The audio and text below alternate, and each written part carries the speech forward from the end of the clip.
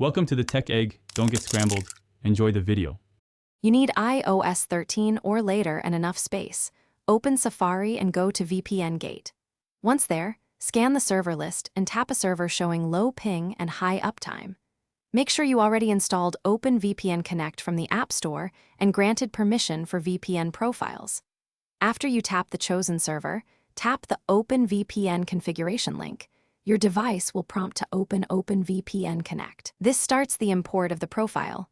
Watch for the confirmation screen and do not close the app yet.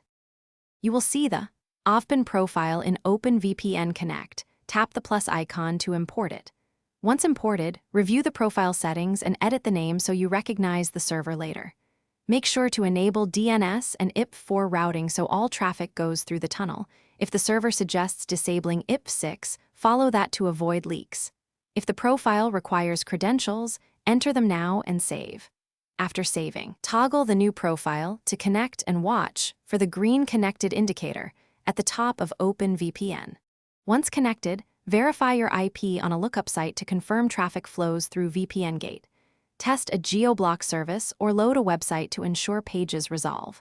If the connection fails, disconnect, try another server from VPN Gate and re-import its OVPN file. Different servers use different ciphers and ports. Make sure Wi-Fi or cellular data is active and that OpenVPN has VPN permissions. If problems persist, restart the iPhone. And as a last resort, consider resetting network settings after backing up passwords.